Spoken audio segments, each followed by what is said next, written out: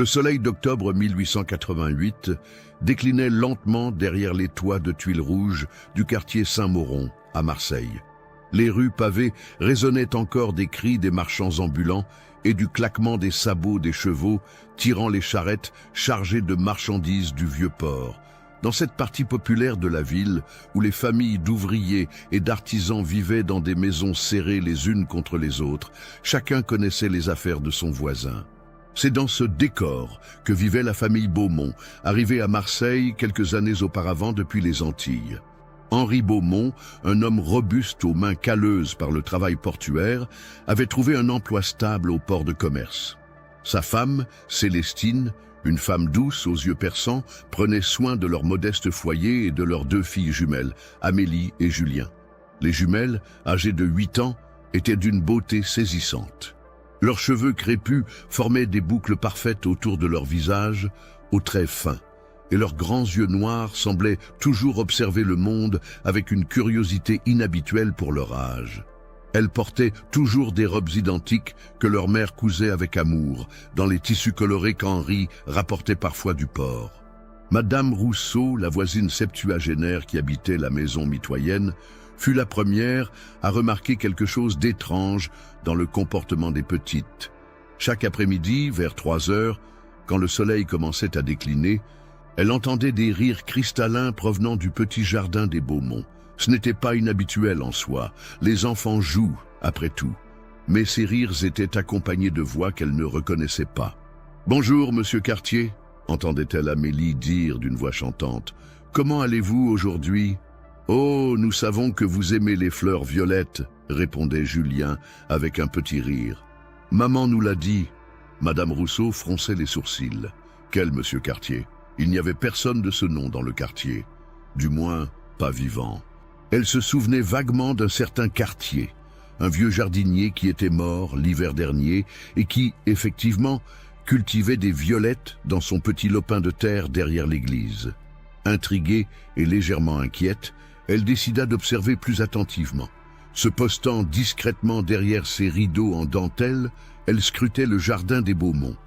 Les 2 petites filles étaient bien là, assises en cercle sur l'herbe, parlant et riant comme si elles étaient entourées d'invités invisibles.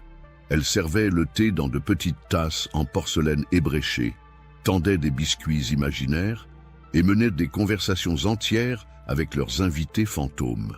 Assurez-vous de vous abonner à notre chaîne et de cliquer sur la cloche de notification. Les jours suivants, les observations de Madame Rousseau se précisèrent. Les noms mentionnés par les jumelles commencèrent à créer un malaise grandissant dans son esprit. Madame Leblanc, le cordonnier Michaud, le petit Pierre Dumont, tous ces noms appartenaient à des personnes décédées au cours des dernières années, des gens du quartier que les fillettes n'avaient jamais pu rencontrer.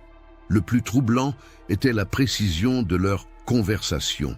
Amélie mentionnait que Madame Leblanc s'inquiétait toujours pour son chat roux, Figaro. Julien racontait que Monsieur Michaud regrettait de ne pas avoir terminé les chaussures du petit Martin avant de partir. Ces détails étaient si précis, si intimes, que seules les familles des défunts auraient pu les connaître. Madame Rousseau n'était pas une femme superstitieuse. Elle avait traversé trop d'épreuves dans sa longue vie pour croire facilement aux histoires de fantômes. Mais ce qu'elle observait la dérangeait profondément.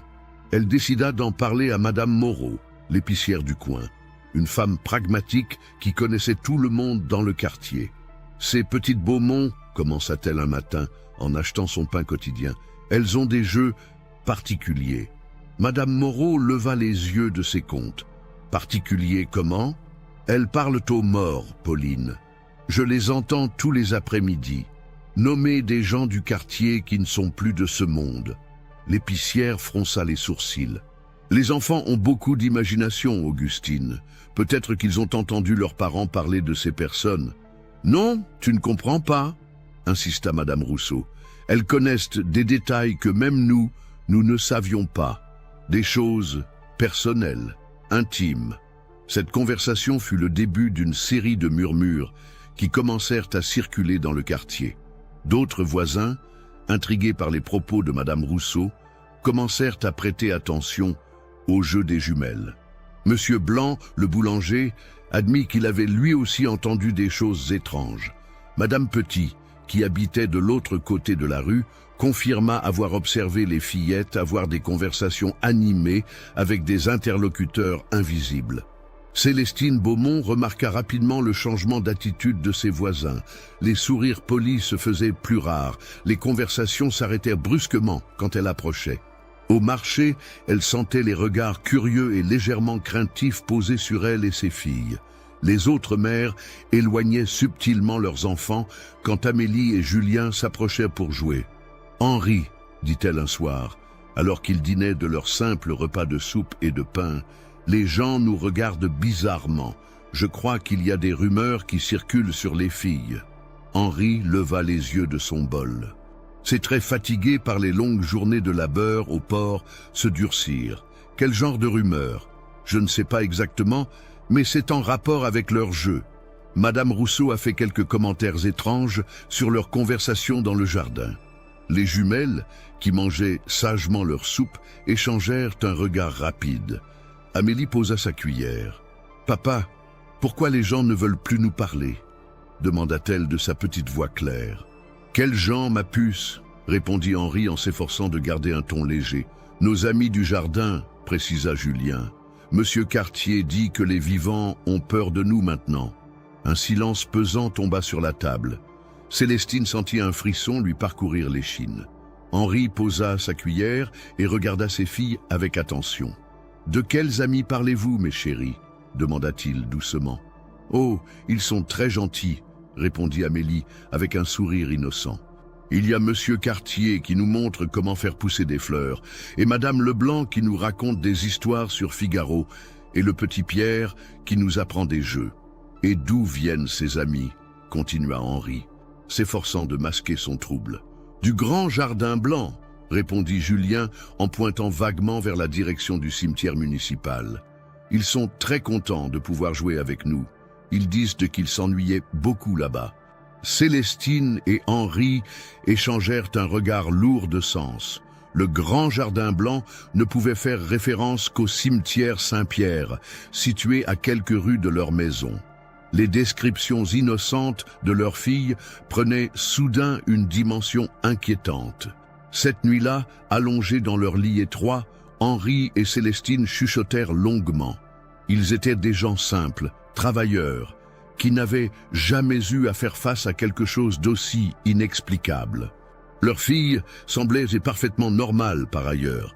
Elle mangeait bien, dormait paisiblement, jouait comme tous les enfants de leur âge. Mais ses amis, invisibles, et les détails troublants de leur conversation les plongeaient dans une perplexité angoissante. « Peut-être que nous devrions parler au père Marchand, » suggéra Célestine. « Il saura nous conseiller. » Henri hocha la tête. Le père Marchand était le curé de la paroisse Saint-Mauron, un homme bienveillant qui connaissait bien les familles du quartier. Si quelqu'un pouvait les aider à comprendre ce qui se passait, c'était bien lui. Pendant ce temps, dans leur petite chambre sous les combles, Amélie et Julien dormaient paisiblement, leurs visages d'anges encadrés par leurs boucles brunes. Dans leurs rêves, elles continuaient leurs jeux innocents avec leurs amis spéciaux, sans se douter que leurs dons troublants commençaient à semer la peur dans le cœur de leur communauté. Le lendemain matin, Madame Rousseau fut réveillée par des rires particulièrement joyeux venant du jardin voisin. Elle se leva péniblement de son lit et s'approcha de sa fenêtre. Les jumelles étaient déjà là, dans leurs petites robes bleues identiques, assises en rond sur l'herbe encore humide de rosée.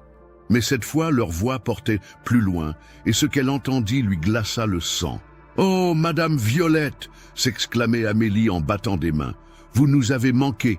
Comment était votre voyage ?» Madame Rousseau manqua de s'évanouir. Madame Violette était morte. La veille, elle avait rendu son dernier souffle dans son lit, entourée de sa famille. Les obsèques n'avaient même pas encore été organisées. Comment ses enfants pouvaient-elles le savoir? Le père Antoine Marchand était un homme dans la quarantaine, aux cheveux prématurément grisonnants et aux yeux bleus empreints d'une bonté sincère. Arrivé à Marseille, 10 ans auparavant pour prendre en charge la paroisse Saint-Mauron, il s'était rapidement fait apprécier des familles ouvrières du quartier pour sa simplicité et sa compassion. Il connaissait chacun de ses paroissiens par son nom, partageait leur joie et leur peine et n'hésitait jamais à retrousser ses manches pour aider ceux qui en avaient besoin. Ce matin d'octobre, il venait de terminer la messe de 7 heures quand Célestine Beaumont se présenta à la sacristie. Son visage habituellement serein trahissait une inquiétude profonde et ses mains tremblaient légèrement quand elle frappa à la porte. « Madame Beaumont, dit-il en l'accueillant avec un sourire chaleureux, que puis-je faire pour vous ?» Célestine hésita un moment, cherchant ses mots. « Mon père, il se passe quelque chose d'étrange avec mes filles. Les gens du quartier, ils commencent à dire des choses troublantes. » Le père Marchand l'invita à s'asseoir sur l'une des chaises en bois de la sacristie et écouta attentivement son récit. Célestine lui parla des jeux particuliers des jumelles, de leurs amis, invisibles, au nom de défunts, et de la précision troublante de leurs connaissances sur ces personnes décédées. « Et hier, termina-t-elle d'une voix tremblante, Madame Rousseau m'a dit qu'elle parlait à Madame Violette, mais Madame Violette est morte hier soir, mon père. Comment pourrait-elle le savoir ?» Le père Marchand resta silencieux un long moment, réfléchissant. Il avait été confronté à beaucoup de choses au cours de son ministère, mais jamais à quelque chose d'aussi délicat. Il ne croyait pas aux histoires de fantômes, mais la détresse sincère de Célestine et la réputation de femme sensée qu'elle avait dans le quartier l'incitaient à prendre cette affaire au sérieux. « Madame Beaumont, dit-il finalement, accepteriez-vous que je vienne observer vos filles moi-même? Discrètement, bien sûr. Il faut que je comprenne ce qui se passe avant de porter un jugement. » Célestine acquiesça avec soulagement. La présence du prêtre la rassurait, et elle espérait qu'il pourrait apporter une explication rationnelle à ce mystère qui commençait à empoisonner leur vie quotidienne. L'après-midi même, vers 3 heures, le père Marchand se rendit chez les Beaumont. Célestine l'installa discrètement dans la petite cuisine dont la fenêtre donnait sur le jardin, derrière des rideaux, qui permettaient d'observer sans être vue. Henri, rentré plus tôt du port, était également présent, ses gros bras croisés et son visage marqué par l'inquiétude. Comme à leur habitude, les jumelles sortirent dans le jardin après leur collation. Elles portaient leurs petites robes roses, identiques, et avaient tressé leurs cheveux avec des rubans assortis. Elles s'installèrent sur l'herbe avec leur service à thé miniature, un cadeau de leur grand-mère antillaise, et commencèrent leur rituel quotidien. Le père Marchand observait attentivement, prêt à noter chaque détail. Au début, tout semblait normal. Les fillettes disposaient leurs tasses, faisaient semblant de verser du thé, et bavardaient entre elles comme le feraient toutes petites filles de leur âge. Puis, progressivement, l'atmosphère changea. Leurs voix se firent plus douces, plus respectueuses, comme si elles s'adressaient à des adultes. Amélie se tourna vers un espace vide à sa droite et dit « Bonjour, monsieur Ferrand. Comment se portent vos jambes aujourd'hui ?» Le père Marchand sursauta. Monsieur Ferrand était un paroissien qui était décédé il y a 3 mois d'une maladie qui lui avait causé de terribles douleurs aux jambes. Comment cet enfant pouvait-elle le savoir ? Julien prit ensuite la parole. « Oh, ne vous inquiétez pas pour votre atelier, monsieur Ferrand. Votre fils Pierre s'en occupe très bien. Il a terminé la commande de monsieur Dubois hier. » Cette fois, le père Marchand dut se retenir de s'exclamer. Pierre Ferrand avait effectivement repris l'atelier de menuiserie de son père défunt, et il venait tout juste de terminer un meuble pour la famille Dubois. C'était une information que très peu de gens connaissaient, et certainement pas 2 petites filles de 8 ans. La conversation continua pendant près d'1 heure. Les jumelles s'adressaient à différents invités, chacun correspondant à une personne décédée du quartier. Elles connaissaient des détails intimes sur leur vie, leurs préoccupations, leur famille. Plus troublant encore, elles semblaient recevoir des réponses réagissant à des informations qui leur étaient visiblement communiquées. Dites-nous en commentaire de quelle ville ou région vous nous suivez. « Oh, Madame Clement !» dit soudain Amélie en regardant vers sa gauche. « Vous dites que votre petit-fils va bien, celui qui habite à Lyon ?» Julien acquiesça, comme si elle entendait également la réponse. « C'est merveilleux. Et il a trouvé un travail dans une imprimerie ?» Le père Marchand sentit sa gorge se serrer. « Madame Clement était morte 6 mois auparavant, et effectivement, son petit-fils vivait à Lyon. Mais personne dans le quartier ne savait s'il avait trouvé du travail ou non. La famille n'était pas en contact régulier avec les gens d'ici. Quand les fillettes rentrèrent enfin à la maison pour le goûter, le père Marchand était profondément troublé. Il avait beau chercher une explication rationnelle, il ne trouvait rien qui puisse justifier les connaissances précises et actualisées que ses enfants semblaient posséder sur les morts du quartier. « Alors, mon père ?» demanda anxieusement Célestine en lui servant un café. « C'est très particulier, admit-il. J'aimerais parler aux filles, si vous le permettez. » Célestine appela ses filles dans la cuisine. Amélie et Julien arrivèrent en courant, leurs joues roses d'avoir joué au grand air. Elles saluèrent poliment le père Marchand, qu'elles connaissaient bien pour l'avoir vu à l'église. « Mais chérie, » commença doucement le prêtre, « votre maman m'a dit que vous aviez de nombreux amis qui viennent jouer avec vous dans le jardin. »« Oh oui, père Marchand, » répondit Amélie avec enthousiasme, « ils sont très gentils et ils nous racontent plein d'histoires intéressantes. »« Et d'où viennent ces amis ?» demanda le prêtre. « Du grand jardin blanc, » répondit Julien sans hésitation. « Vous savez, celui où il y a toutes les pierres avec des noms écrits dessus. Le cimetière, » murmura le père Marchand. « Ils nous ont dit qu'ils étaient contents de pouvoir parler à quelqu'un, » continua Amélie. « Ils s'ennuient beaucoup là-bas, vous savez, et ils s'inquiètent pour leur famille. Comment les voyez-vous » demanda le prêtre de plus en plus intrigué. Les jumelles échangèrent un regard, comme si cette question les étonnait. « Nous ne les voyons pas vraiment, » expliqua Julien. « C'est plus comme des voix dans notre tête, mais des voix très gentilles. Et ils nous racontent leurs souvenirs, » ajouta Amélie. « Monsieur Ferrand nous parle de ses meubles, Madame Leblanc de son chat Figaro, et Madame Violette nous a dit qu'elle était contente d'être enfin débarrassée de ses douleurs. » Le père Marchand sentit un frisson le parcourir. Madame Violette était effectivement morte après une longue agonie causée par un cancer. Le fait que ses enfants mentionnent ces douleurs était particulièrement troublant. « Mes enfants, » dit-il avec douceur, « ces voix, vous les entendez depuis longtemps ?»« Depuis qu'on habite ici, » répondit Amélie. « Au début, c'était juste 1 ou 2 voix, mais maintenant il y en a beaucoup plus.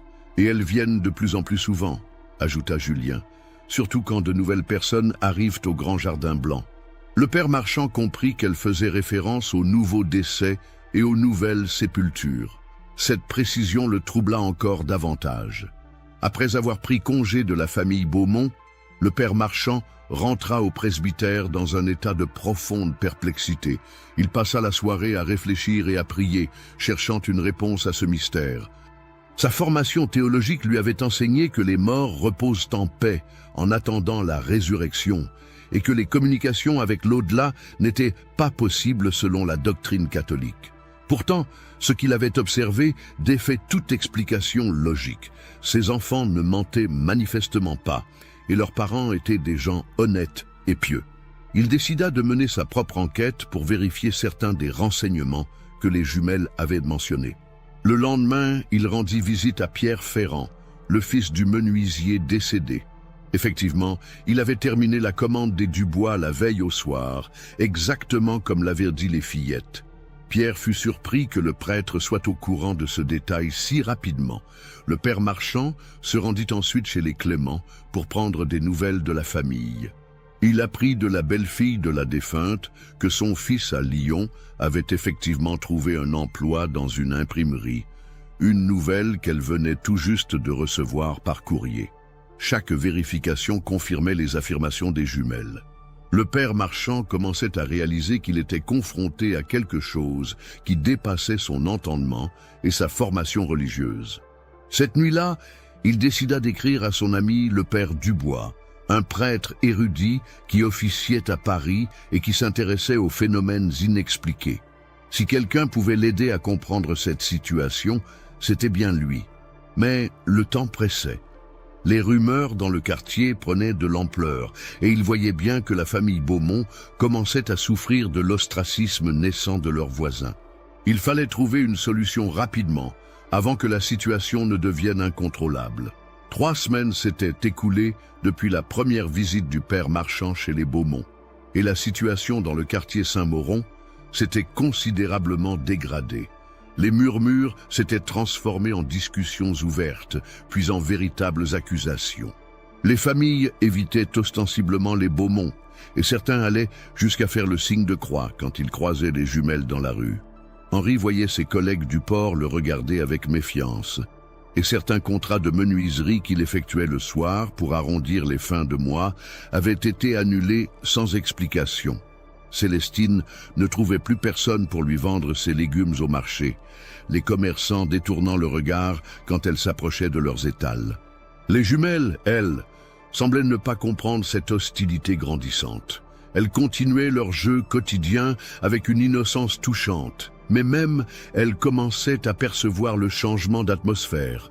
Elles posaient de plus en plus de questions sur les regards fuyants et les chuchotements qui s'arrêtaient à leur passage. Le père Marchand avait reçu une réponse du père Dubois, mais celle-ci ne l'avait guère éclairé.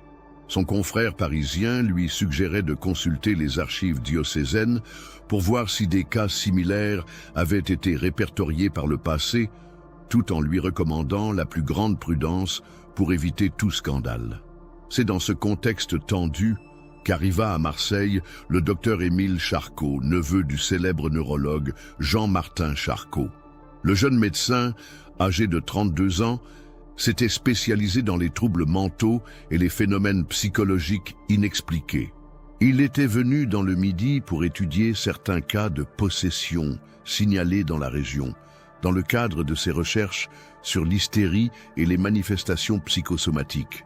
Le docteur Charcot avait entendu parler des jumelles de Saint-Mauron par un de ses collègues de l'hôpital de la Conception, qui avait lui-même été informé par un infirmier habitant le quartier.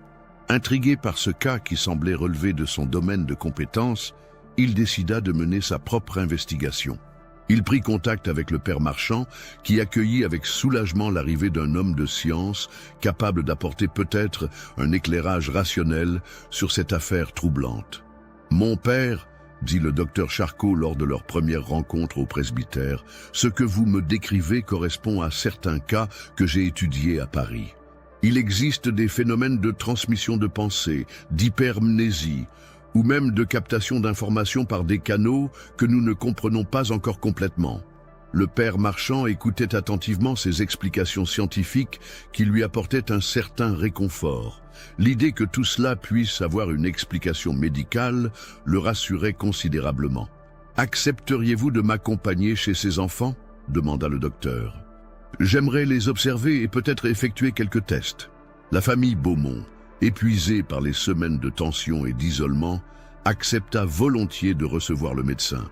Ils espéraient secrètement qu'il pourrait leur donner une explication qui permettrait de faire taire les rumeurs et de retrouver une vie normale.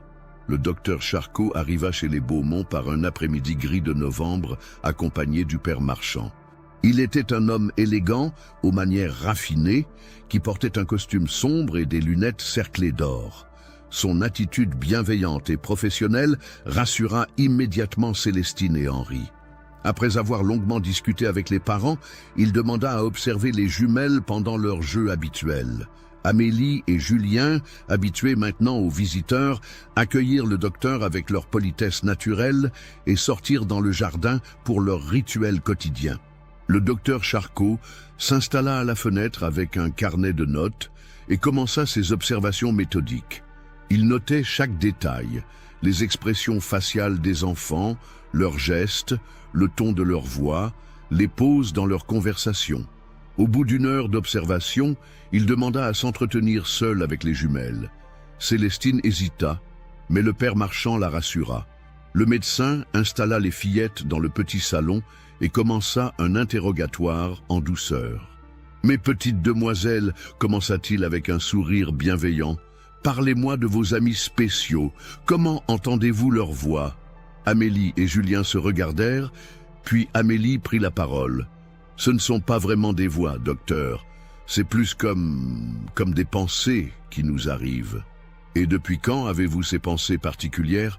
continua le docteur. « Depuis qu'on habite ici, » répondit Julien. « Mais elles sont devenues plus fortes après... » Elle s'arrêta brusquement et regarda sa sœur d'un air inquiet. « Après quoi, ma chérie ?» encouragea doucement le docteur Charcot. « Après qu'on ait trouvé les lettres ?» murmura Amélie. Le docteur Charcot sentit qu'il touchait à quelque chose d'important. Quelles lettres? Les jumelles échangèrent un nouveau regard, puis Julien disparut quelques instants avant de revenir avec une petite boîte en métal rouillé. À l'intérieur, le docteur découvrit une liasse de lettres jaunies par le temps, attachées par un ruban fané. « Où avez-vous trouvé cela ?» demanda-t-il en examinant les enveloppes. « Dans le grenier, » répondit Amélie. « Dans un trou derrière une planche. On jouait à cache-cache et Julien s'est caché là-haut. » Le docteur Charcot déplia délicatement une des lettres. L'encre était pâlie, mais encore lisible. C'était une lettre datée de 1856, signée « Votre bien-aimée Marguerite » et adressée à mon cher François. Il ouvrit une autre lettre, puis une autre. Toutes étaient signées du même nom et adressées à la même personne. En lisant les lettres, le docteur Charcot commença à reconstituer une histoire d'amour tragique. Marguerite écrivait à François, qui semblait être parti travailler loin de Marseille. Dans ses lettres, elle mentionnait les gens du quartier, leurs nouvelles, leurs soucis, leurs joies. Elle parlait de Monsieur Cartier et de ses violettes, de Madame Leblanc et de son chat Figaro, du petit Pierre Dumont et de ses jeux. « Mes enfants, » dit le docteur d'une voix émue, « depuis quand lisez-vous ces lettres ?»« On ne sait pas lire, » répondit Julien avec simplicité. « Mais quand on les touche, on entend la dame qui les a écrites. Elle nous raconte les histoires des gens qu'elle connaissait. » Le docteur Charcot sentit son cœur s'accélérer. Il venait de découvrir la clé du mystère. Ces enfants ne communiquaient pas avec les morts. Elles avaient développé une forme extraordinaire de perception tactile qui leur permettait de lire les émotions et les souvenirs imprégnés dans ces vieilles lettres. « Et cette dame, Marguerite, elle vous parle de tous ces gens ?» demanda-t-il. « Oui, » répondit Amélie. « Elle nous dit qu'elle les aimait beaucoup et qu'elle s'inquiétait pour eux. Elle nous raconte leurs histoires pour qu'on ne les oublie pas. » Le docteur Charcot continua à examiner les lettres. Dans l'une d'elles, datée de 1857, Marguerite écrivait « Mon cher François, notre voisin Monsieur Cartier s'est encore fait mal aux jambes en jardinant. Il s'obstine à cultiver ses violettes malgré son âge. Madame Leblanc s'inquiète toujours autant pour son chat Figaro, qui a tendance à disparaître plusieurs jours d'affilée. » Tout s'éclairait soudain.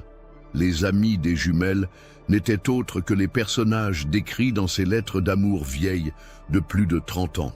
Marguerite y racontait la vie quotidienne du quartier avec une tendresse et une précision remarquables, créant un véritable portrait social de l'époque. Mais il restait un mystère. Comment les fillettes pouvaient-elles connaître des détails sur les descendants de ces personnes, des informations actuelles qu'aucune lettre ne pouvait contenir? Le docteur Charcot décida d'approfondir ses recherches. Il demanda à consulter les registres paroissiaux et les archives municipales pour retracer l'histoire de la maison des Beaumont et de ses anciens occupants. Ce qu'il découvrit le bouleversa. La maison avait appartenu à une certaine Marguerite Davenport, une jeune femme de bonne famille qui avait vécu là dans les années 1850. Elle était fiancée à François Delacroix, un ingénieur parti construire le canal de Suez. Marguerite était connue dans le quartier pour sa générosité et sa connaissance intime de la vie de tous ses voisins. Selon les registres, Marguerite était morte en 1858 d'une fièvre, sans avoir jamais revu son fiancé. François était décédé en Égypte quelques mois plus tard, sans avoir reçu les dernières lettres de sa bien-aimée. Le docteur Charcot comprenait maintenant pourquoi les lettres n'avaient jamais été envoyées. Marguerite était morte, avant de pouvoir les poster. Elles étaient restées cachées dans cette maison pendant 30 ans, imprégnées de tout l'amour et de toute la bienveillance de leur auteur. Mais l'explication scientifique ne suffisait pas à élucider tous les mystères. Comment les jumelles pouvaient-elles connaître des informations contemporaines sur les familles de ces gens? Comment savaient-elles que Pierre Ferrand avait terminé sa commande ou que le petit-fils de Madame Clement avait trouvé du travail? Le docteur Charcot réalisa qu'il avait sous-estimé la complexité du phénomène. Ces enfants ne se contentaient pas de lire les lettres. Elles semblaient avoir développé une forme d'empathie si puissante qu'elle leur permettait de percevoir les liens émotionnels entre les générations, de suivre les lignées familiales à travers le temps. C'était un phénomène qu'ils n'avaient jamais observé, même dans les cas les plus extraordinaires étudiés par son oncle à la Salpêtrière. Ces jumelles possédaient un don unique, une capacité de perception qui dépassait tout ce que la science de l'époque pouvait expliquer. Le docteur Charcot passa les jours suivants à approfondir ses recherches et ses observations. Il interrogea longuement les jumelles, examina minutieusement les lettres de Marguerite et reconstitua patiemment l'histoire de chaque famille mentionnée dans cette correspondance amoureuse. Ce qu'il découvrit dépassait ses espérances les plus folles.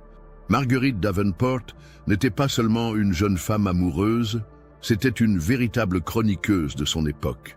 Ces lettres contenaient un témoignage extraordinaire sur la vie quotidienne du quartier Saint-Mauron dans les années 1850, avec une précision et une humanité remarquables. Elle décrivait les naissances, les mariages, les deuils, les joies et les peines de ses voisins, avec une empathie profonde. Elle connaissait les soucis de santé de M. Cartier, les inquiétudes de Mme Leblanc pour son chat, les jeux du petit Pierre Dumont, les projets des artisans du quartier. Plus troublante encore, Marguerite semblait avoir eu le don de percevoir les liens familiaux et les destins qui se profilaient. Dans une lettre, elle écrivait « Je sens que le fils de M. Ferrand reprendra l'atelier de son père un jour. Il a les mêmes mains habiles et le même amour du bois. » Dans une autre, la petite Clément épousera sûrement quelqu'un de Lyon. Elle en parle toujours avec des étoiles dans les yeux.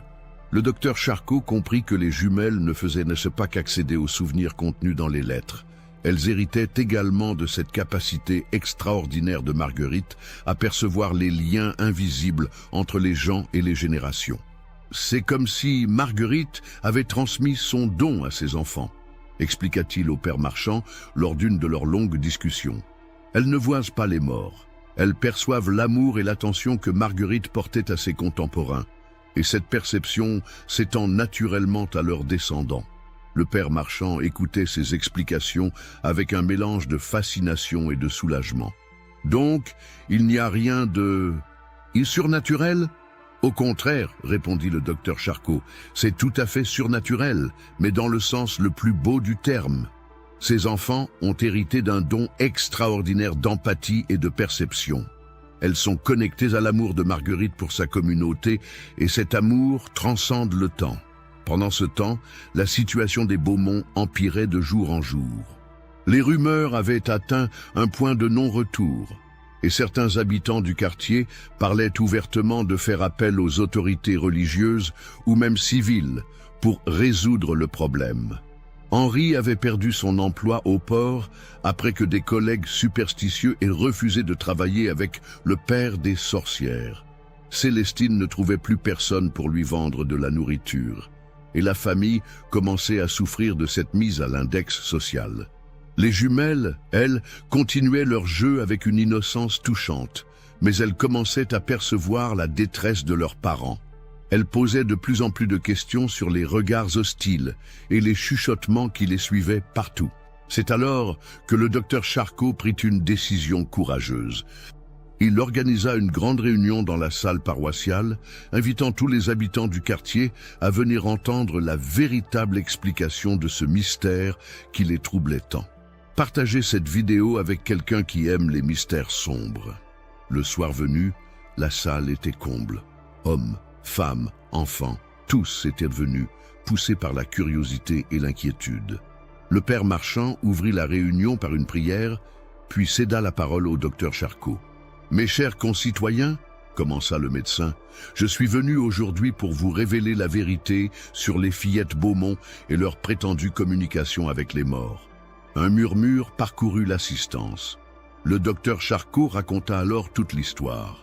La découverte des lettres de Marguerite, l'histoire d'amour tragique, le don extraordinaire d'empathie de cette jeune femme et la manière dont les jumelles avaient hérité de cette capacité remarquable. Il montra les lettres à l'assistance. lut des passages qui mentionnaient les ancêtres des familles présentes, expliqua comment l'amour et l'attention de Marguerite s'étaient transmis à travers ses écrits. « Ces enfants ne sont pas des sorcières », déclara-t-il solennellement. « Elles sont les héritières d'un don magnifique, la capacité de percevoir et de perpétuer l'amour qu'une femme exceptionnelle portait à sa communauté. Elles sont la mémoire vivante de votre quartier, les gardiennes des souvenirs et des liens qui unissent vos familles depuis des générations. » L'assistance écoutait dans un silence religieux. Certains visages exprimaient encore de la méfiance, mais d'autres commençaient à refléter une compréhension nouvelle. Madame Rousseau, la première à avoir remarqué le comportement étrange des jumelles, leva timidement la main. « Docteur, voulez-vous dire que quand elle parle de mon défunt mari, elle ressente vraiment l'affection que cette Marguerite lui portait? »« Exactement, madame, » répondit le docteur Charcot. « Elles perçoivent l'amour et l'attention que Marguerite accordait à votre mari quand il était jeune, et cet amour s'étend naturellement à vous et à votre famille. » Progressivement, l'atmosphère dans la salle commença à changer. Les regards hostiles se transformaient en curiosité bienveillante, puis en quelque chose qui ressemblait à de la vénération. Pierre Ferrand, le menuisier, prit la parole. « Docteur, quand les petites parlent de mon père, c'est vraiment comme si quelqu'un se souciait encore de lui, même après sa mort. »« C'est exactement cela, » confirma le médecin. « L'amour ne meurt jamais. Il se transmet, il se perpétue, il trouve de nouveaux chemins pour s'exprimer. Ses enfants sont l'un de ces chemins. » La réunion se prolongea tard dans la soirée. Chacun voulait en savoir plus sur cette Marguerite qui avait vécu parmi leurs ancêtres, qui avait connu leurs grands-parents et arrière-grands-parents, qui avait aimé leur communauté avec une telle intensité que cet amour traversait encore les décennies. Quand la famille Beaumont rentra chez elle ce soir-là, l'atmosphère du quartier avait complètement changé. Les regards hostiles avaient disparu, remplacés par une curiosité respectueuse et même reconnaissante. Les semaines qui suivirent la révélation du docteur Charcot transformèrent radicalement la vie du quartier Saint-Mauron. Ce qui avait commencé comme une source de peur et de superstition était devenu quelque chose de précieux et de vénéré, un lien unique avec le passé de la communauté. Les habitants qui avaient fui les Beaumont revenaient maintenant vers eux, mais avec une attitude totalement différente. Ils venaient avec respect, parfois avec émotion, pour écouter ce que les jumelles pouvaient leur apprendre sur leurs ancêtres. Madame Rousseau fut la première à franchir le pas. Elle vint timidement frapper à la porte des Beaumont un matin, tenant dans ses mains un petit bouquet de fleurs des champs. « Madame Beaumont, dit-elle à Célestine, j'aimerais que vos filles me parlent de mon arrière-grand-mère, si elles le peuvent, bien sûr. » Célestine l'accueillit avec chaleur, heureuse de voir la méfiance remplacée par cette demande touchante. Les jumelles, qui jouaient dans le jardin, accueillirent Madame Rousseau comme elles accueillaient toutes leurs visites, avec politesse et simplicité naturelle. Quand Madame Rousseau mentionna le nom de son arrière-grand-mère, Amélie sourit immédiatement. « Oh, Madame Bertrand, Marguerite l'aimait beaucoup. Elle dit qu'elle faisait les meilleures confitures de prunes du quartier et qu'elle chantait toujours en travaillant. » Les yeux de Madame Rousseau se remplirent de larmes. « C'est exactement ce que ma grand-mère me racontait sur elle. Elle disait que sa mère chantait si bien que tous les voisins ouvraient leurs fenêtres pour l'écouter. » Julien prit alors la parole. Marguerite dit aussi qu'elle s'inquiétait toujours pour ses petits-enfants quand ils tombaient malades. Elle préparait des tisanes spéciales avec des herbes qu'elle cueillait elle-même. « Mon Dieu, murmura Madame Rousseau, ma grand-mère avait gardé cette habitude. Jusqu'à sa mort, elle préparait des tisanes pour toute la famille, avec des herbes qu'elle faisait sécher. » Cette première visite en entraîna beaucoup d'autres. Pierre Ferrand vint ensuite, puis la famille Leblanc, puis d'autres encore. Chaque famille du quartier avait des ancêtres mentionnés dans les lettres de Marguerite, et chacune découvrait avec émotion des détails oubliés de leur histoire familiale. Le docteur Charcot continuait ses observations, fasciné par la précision et la constance du phénomène. Il avait commencé à rédiger un mémoire scientifique sur ce cas extraordinaire qu'il comptait présenter à l'Académie de médecine de Paris. Ces enfants, expliquait-il au père Marchand, ont développé une forme de perception que nous ne comprenons pas encore. Elles accèdent non seulement aux souvenirs contenus dans les lettres de Marguerite, mais aussi à une forme de conscience collective qui perpétue l'amour et l'attention de cette femme extraordinaire. Le père Marchand, de son côté, avait trouvé la paix avec cette situation. Il avait compris que ce don, loin d'être contraire à sa foi, en était peut-être l'une des manifestations les plus pures. L'amour qui transcendait la mort, la mémoire qui reliait les générations, la compassion qui s'étendait au-delà du temps, tout cela lui semblait profondément chrétien. Henri avait retrouvé du travail, non pas au port, mais comme menuisier. Les familles du quartier, reconnaissantes envers sa famille, lui confiaient volontiers leurs commandes. Célestine avait ouvert un petit commerce de couture, confectionnant des vêtements pour les enfants du quartier avec le même soin qu'elle mettait à habiller ses propres filles. Les jumelles, elles, continuaient leur jeu quotidien, mais leur routine avait légèrement changé. Elles recevaient maintenant des visiteurs réguliers, des gens qui venaient les écouter avec respect et gratitude. Elles avaient appris à raconter les histoires de Marguerite avec plus de détails, à partager les souvenirs et les anecdotes que leur transmettait cette présence bienveillante. Un jour de décembre, alors que les premières neiges commençaient à saupoudrer les toits de Marseille, un événement extraordinaire se produisit. Un homme élégant, la cinquantaine, se présenta à la porte des Beaumont. Il portait un costume de qualité et tenait à la main une valise en cuir usé. « Madame, dit-il à Célestine en se découvrant poliment, je suis François Delacroix fils. J'ai appris qu'on avait retrouvé dans cette maison des lettres appartenant à mon père. » Célestine sentit son cœur s'accélérer. Le fils de François, le fiancé de Marguerite.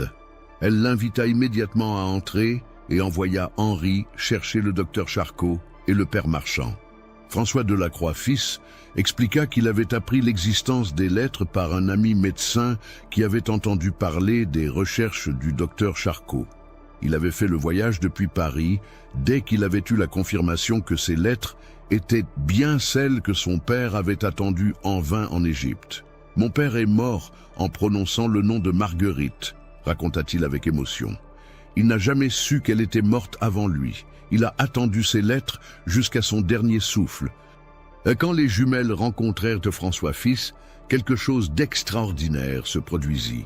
Pour la première fois depuis qu'elles avaient trouvé les lettres, elles semblèrent percevoir une présence plus forte, plus claire que les autres. « Marguerite est si heureuse », dit Amélie en regardant François avec des yeux brillants. « Elle dit qu'elle vous a attendu si longtemps. »« Elle vous ressemblait à votre papa », ajouta Julien. « Elle l'aimait tellement. Elle regrette de ne pas avoir pu lui dire au revoir. » François Delacroix fils, cet homme mûr et raisonnable, se mit à pleurer comme un enfant. Il avait passé sa vie à imaginer cette Marguerite que son père avait tant aimée. Et voilà que, d'une certaine façon, il pouvait enfin la rencontrer à travers ces fillettes extraordinaires. Le docteur Charcot observait la scène avec fascination. Il assistait à la conclusion d'une histoire d'amour qui avait traversé 30 ans et trouvait enfin sa résolution grâce au don inexplicable de ses enfants. François fils demanda à emporter les lettres de Marguerite, mais les jumelles s'y opposèrent avec une fermeté surprenante pour leur âge. « Non, » dit Amélie, « elles doivent rester ici. Marguerite veut continuer à prendre soin des gens du quartier. Mais nous pouvons vous raconter tout ce qu'elle a écrit à votre papa, » ajouta Julien. « Et tout ce qu'elle n'a pas eu le temps de lui dire. » François accepta ce compromis. Il passa plusieurs jours dans le quartier, écoutant les jumelles lui raconter l'amour de Marguerite pour son père, ses espoirs, ses rêves, ses dernières pensées. C'était comme s'il assistait enfin aux retrouvailles que le destin avait refusées à ses parents. Avant de repartir pour Paris, François fit une donation généreuse à la paroisse Saint-Mauron pour l'entretien du cimetière où reposait Marguerite.